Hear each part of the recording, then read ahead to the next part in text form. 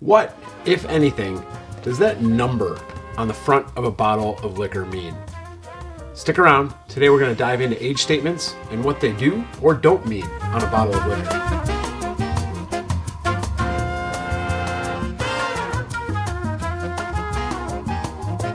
Hi, I'm Tim from Elma Wine and Liquor. Today we are talking age statements. This is something that goes on a bottle of liquor, whiskey usually, but rum, tequila, Armagnac. And they're usually brown spirits because the aging process typically imparts color on those products through the oak exposure over the years. So what does that number mean? Why is it on there? And is it important?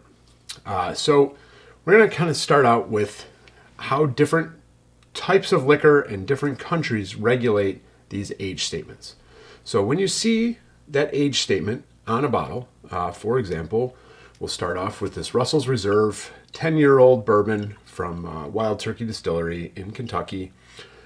Bourbon, by law, if they're going to put an age statement on the bottle, that is the bare minimum number of years that the smallest amount of liquor in this bottle was aged. So it could be aged 11, 12, 13, 50 years. But if there's a drop of 10-year-old aged bourbon in here, the 10 is the highest number that they're allowed to put on the bottle. Bourbon also has some other lower end age statement rules around if it's less than 4 years old, it has to state explicitly how long it was aged. If it's over 4 years, they don't need to put an age statement on the bottle anywhere. So some of them do it because it's a selling point. Some of them don't bother because they don't want to be tied to a specific label. If they have exceptional quality, if for example, if Wild Turkey had exceptional quality bourbon that they wanted to bottle as Russell's Reserve, but it was only aged for 9.5 years, they couldn't put it in this bottle. They would have to go change the label on this. So for some distilleries, they don't want to tie themselves to an age because it doesn't always necessarily matter. Sometimes a 9-year-old bourbon can be way better than a 10-year-old or a 20-year-old bourbon, which also plays into taste preference a little bit, and we will dive deeper into that in another video. But for now, bourbon, American whiskeys in the U.S., when they're putting that age statement on it, it does need to be the minimum for whatever product is in there. Sometimes they're blending, 10, 11, 12-year-old bourbons, but as long as if there's a drop of 10-year-old in it, that's the highest age statement they can put. Going across the Atlantic over to Scotland, Scotch is probably one of the more well-recognized products for using age statements on a regular basis. This is a Johnnie Walker 18-year. Scotland, again, employs very similar rules to the bourbon in the U.S. industry, where the age statement has to represent the minimum aging of any drop of liquor in the bottle. Johnnie Walker is a blended Scotch, so they buy different different aged spirits from different distilleries around Scotland, and they blend them together to get their signature consistent flavor profile. The Johnnie Walker Red, the Johnnie Walker Black, and then this is their 18-year. They all have their own signature flavor profiles that Johnnie Walker gets from blending those different distilleries' products together. If they're making the 18-year product, when they're sourcing those different barrels from different distilleries, they cannot source anything younger than 18 years in that barrel, because then they wouldn't be able to put it into this product. Now, if they had something that was 17 years old, they could put it in the Johnnie Walker Black, which carries a 12-year statement. Even though it's 5 years older than that 12 years, it's still okay to go into that bottle labeled 12-year because it's more than the 12-year age statement. So again, very similar to America, Scotland, most of Europe for that matter. That age statement represents the minimum amount of time that the liquor in that bottle was aged. Now, jump over to rum. That's a little bit more complicated. So with rum, there are certain countries, such as a lot of the Caribbean countries, that adhere to very similar age statement rules as Europe and the United States, where if they put that 15-year on it, that is the minimum amount of years that the juice was aged before it went into a bottle. They can't mix in some 10-year and some 20-year and then call it a 15-year. It has to be 15 years. However, there are some countries, particularly some of the ones in Central America, that you will use an averaging system or will allow the distiller to label the bottle with the oldest juice in the bottle. So that means if you put in a little bit of 20-year-old rum and a whole bunch of 5-year-old rum, you could still call it a 20-year-old rum. So rum gets a little bit more particular. It's important if you really care about that age significance that you look up the particular distillery's practices and how they do things.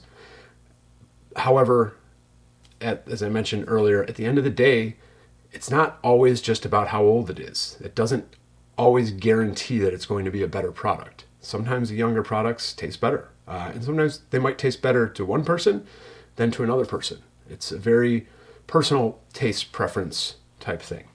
So rum gets a little bit different in how they regulate it depending on the country and the distillery. Jumping back over to Europe again, we have a Armagnac from Eric Arteglione. I'm sorry I butchered that. I am terrible with French and Italian pronunciations.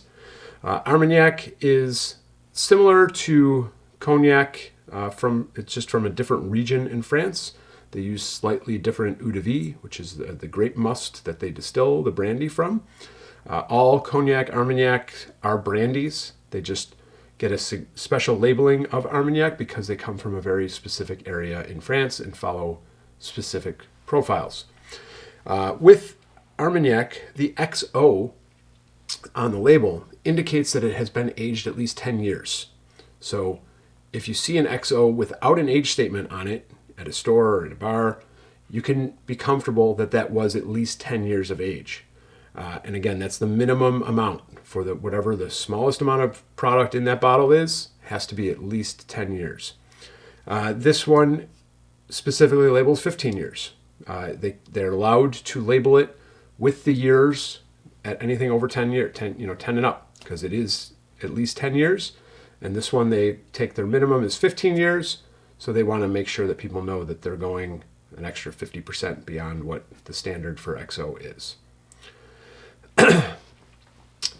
Lastly, we are going to jump back across the ocean again to Mexico, where we are going to talk tequila. Tequila has a little bit more of a basic system. You don't typically see a lot of age statements on tequila. And that is because they have their blanco, reposado, añejo, extra añejo classifications that all have a legal definition. A blanco is less than 2 months aging. Usually the blancos are fresh off of the still. They're rarely aged. There are a handful that we'll just put them in a barrel for a month or two, sometimes like a wine barrel or something with a little bit more unique flavor to impart on the tequila. So blanco, under 2 months aging. And then you have reposado or rested. That is anywhere from 2 to 12 months of aging in oak barrels.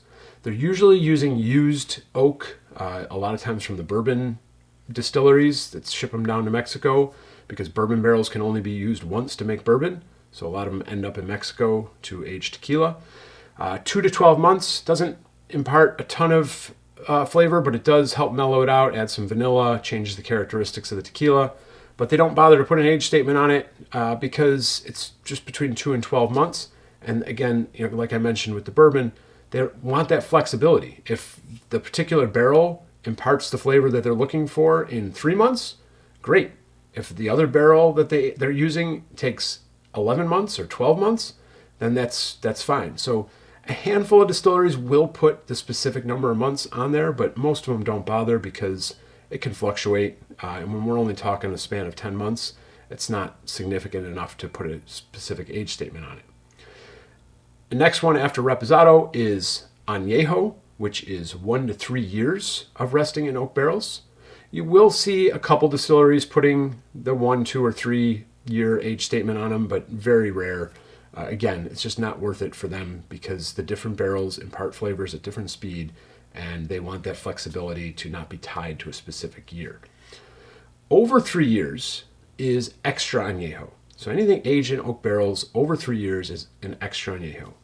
You don't see a ton of these on the market to begin with because the longer a tequila ages, again, they're using those used bourbon barrels a lot of times, the more and more characteristics of bourbon the tequila takes on.